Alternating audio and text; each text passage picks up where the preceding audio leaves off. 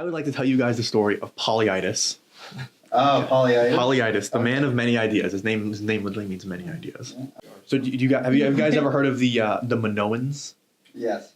Why do I feel like I learned about that? The Minoans were they were on Crete, and before the Greeks, as we know them as the ancient Greeks, came on the scene, their precursors were the Mycenaeans, and a lot of the Mycenaeans were known for being particularly good pirates. Were they mice people?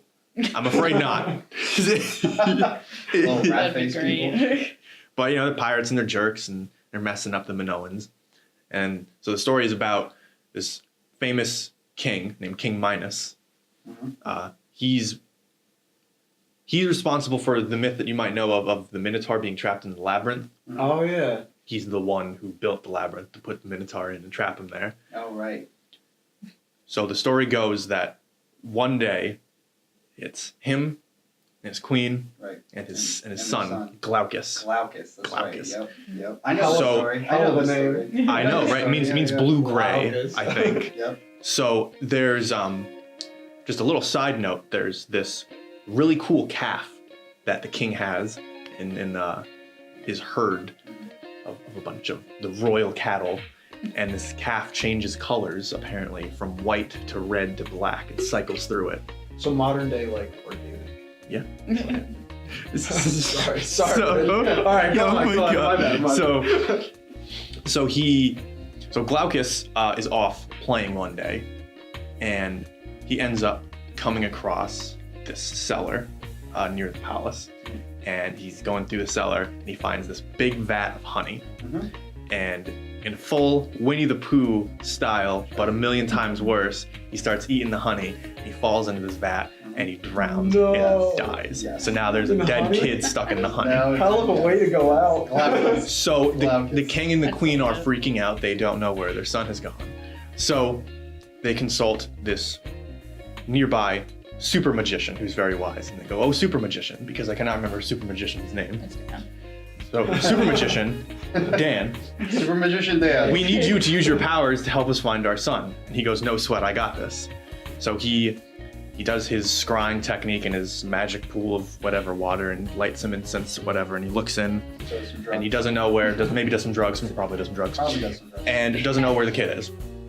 So he goes back to the king and the queen, and he goes, okay, I've got good news and I've got bad news. Okay. Went to the honey realm? The bad news is, I don't know where your kid is. I don't know what's happened to him. Damn. The good news is, I can tell you how to find the man who does know where your kid is. Oh, well, tell us. Okay. He goes, okay, here's what you gotta do. It's very simple. You're gonna round up everybody, okay? You're gonna get them all together in town, okay? And you're gonna issue a challenge, all right? Whoever can come up with the best simile to describe your color-changing calf will be the one to find your son. So That makes no sense. so complicated. So they round up everybody. Everybody submits their simile to the simile box, and they go through. And we don't know what the winning simile is because it's not in the story. Great. But Polyidus and his simile is chosen. Polyidus wins. So they go and they go, oh my God, you're the guy. How do we find our son? And he goes, I'm not really sure. So he goes, okay, I'll do what I can. So he goes home. This man was chosen for this. He was chosen for this. He didn't even know. He's like, I don't know how to save your son. I don't know where he is. Right. So he goes, okay, I'll have to think of something. So he goes home and he has a dream. In this dream, he basically figures out through this dream that this kid is trapped in this vat of honey. So he ends up telling the king and the queen, okay, I got some good news and I got some bad news. The good news is I know where your son is. The bad news is he's dead. Oh no. So they're pretty upset. It's like, okay, we'll bring our son back to life. And if I remember correctly, they're so upset that the queen's like, you know what? I'm gonna put this guy in prison. Yeah. So he's like, I can't. So the queen is furious and she goes, lock him up with our dead son then until he can figure out how to bring him back to life. Yep. So poor Polyidus is sitting there with dead Glaucus in a cellar. He's covered in honey, and he's just there sitting and thinking about his fate in his life, and it's very sad. And so a snake slithers into the cellar. This was the old version of Willy Wonka, by the way. And he becomes... honey kids. Honey kids. Wait, is Willy So- Wonka like based off of No. other No. stories? No. Okay, all right, just checking. Willy Wonka's probably based off Maybe. something acid trip. Yeah. I mean, that tunnel scene definitely is. Yeah, Yeah. Like there's that movie was is horrifying. wild. Yeah. Terrifying. So the snake comes in and he's like, oh man, snake's gonna eat his dead body or like, you know, start eating away pieces of it. So he rushes over, he stomps on the snake and he kills it. So he goes back to sitting down and a second snake comes in and goes up to the first snake and is like, oh, my friend's dead. So Polyidus, gets ready to go kill the second snake. Bam, snake's gone. Slithers out through a crack in the cellar. Right. He's like, oh man. And then a little while later, the second snake comes back with this little sprig of like an herb in his mouth. And the snake gives it to his first friend, the dead snake. And the snake comes back to life. And the two snakes slither off together. So Polyidus, it's like, oh man. So he gets his jailers on the phone and he tells them about this herb and he describes it to them. You know, because he's pretty smart. So they go out and they get this herb and they bring it back. He takes it, chews it up, spits it into the kid's mouth. Yep. Dead kid comes back to life. Yep. So he leaves the cellar, goes back to the king and the queen, and he goes, I present to you your son. And they're In the very, flesh. very happy. So the king's like, bro, anything you want, you just name it, and it's yours.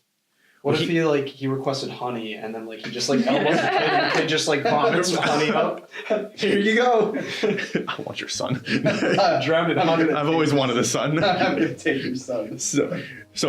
Well, he apparently came from Syracuse, I think, which was in Sicily. So he wasn't from there originally. So he said, I want to go home. Yeah. So the king's like, okay, you can go home. Well, now the queen comes in and she's a little bit more savvy, a little more I want to call it selfish, but just she's a little more practical. This dude, So this dude just brought our son back. This dude to just life. brought our son Spitting back to in his life. mouth. He's a magic man. Yeah, we gotta kind We of. need the magic man. Yeah. So she's like, keep him here and have him teach our son. So he goes, okay.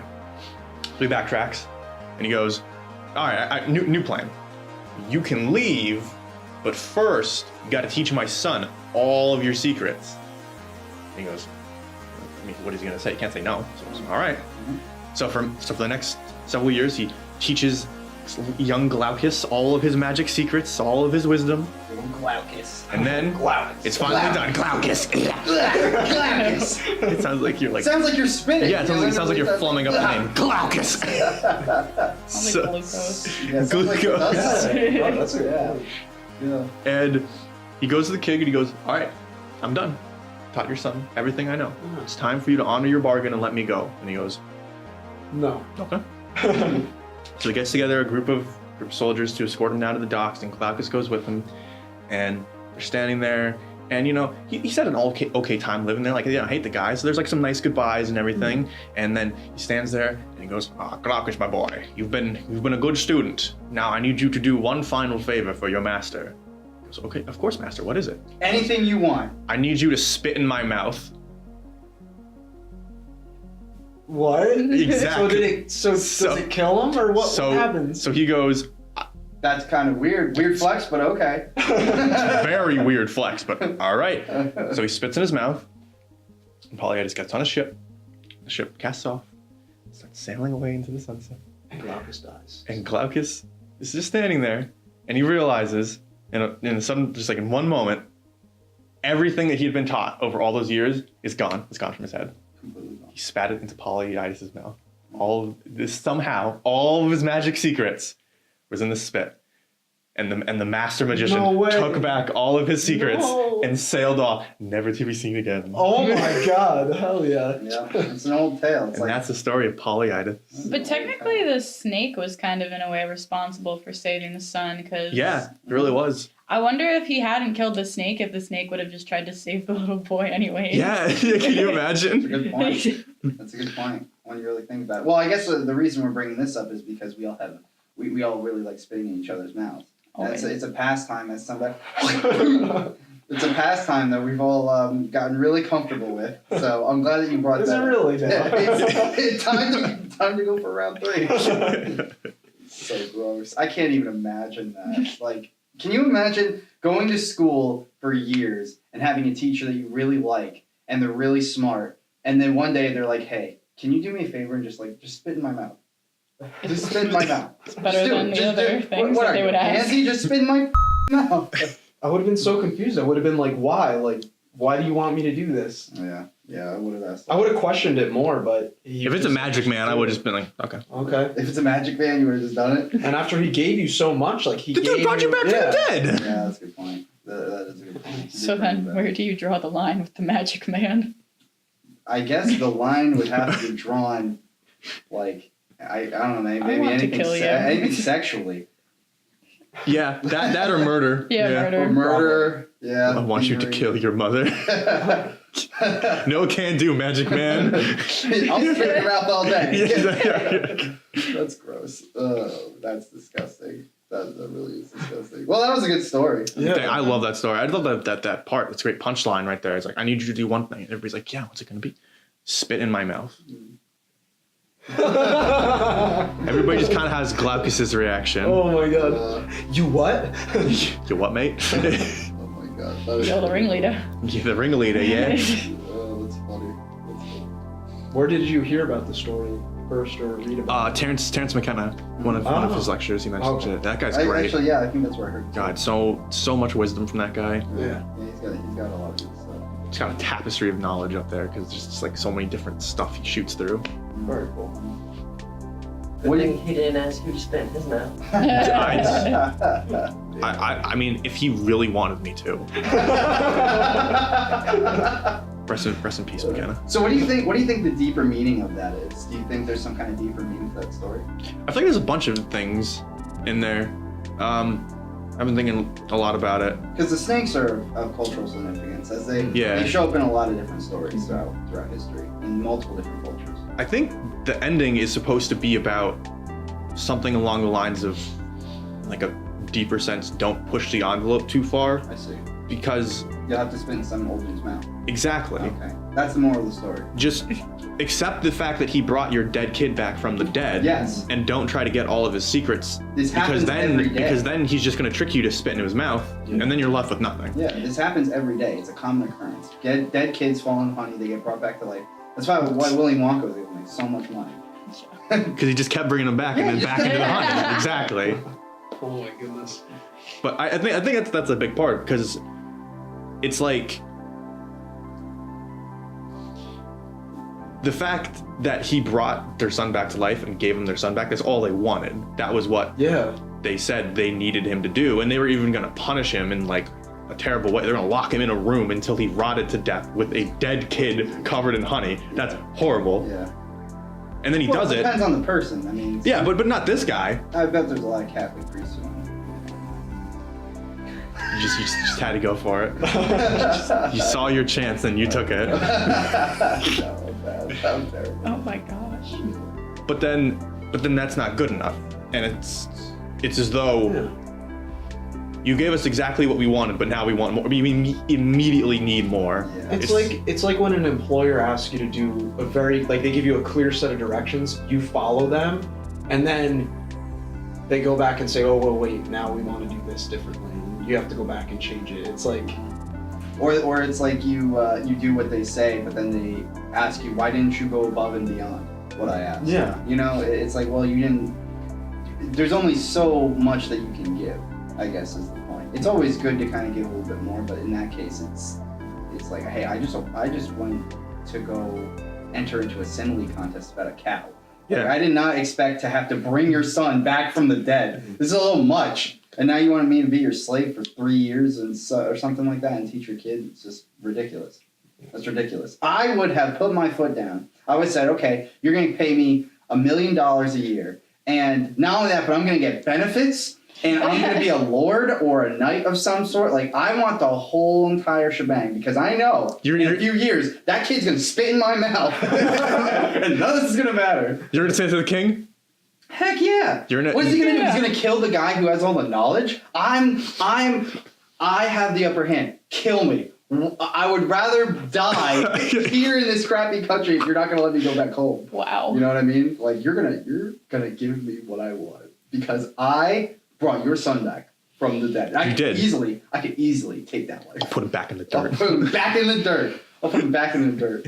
Did anybody wonder where the honey came from, though? I kind of think it's Bees? weird that he just started Bees? shoveling the honey into his face. But it takes a lot of honey to like drown in. Like how big Yeah. would the tub have to be for like someone to drown? Probably Good like question. a year's supply. They probably because that's what they would do. What would they back in the have day. in? Like a big Yeah, like a Big vat. Yeah. Big old vat. Because they had to stockpile a lot of food Mm. back in the day. I don't know how they did They it. just Like kept the honey especially there. the stuff that went bad, like vegetables and fruits and meats and stuff. Yeah. I can't The imagine. meat, you just, you salt it into absolute oblivion. Yeah. I mean, that's one way. So in honey, would it be like sinking sand? Would you not get out of Would it? you Or- feel Like your it'd be lungs? like Yeah, I'm hard thinking or like something. honey like covering your like nostrils. You can't You even can't like. even- Ugh, it's awful. It'd smell good, Do you though. have a bowl of honey laying around? I do have some honey. We can test That's that. nice.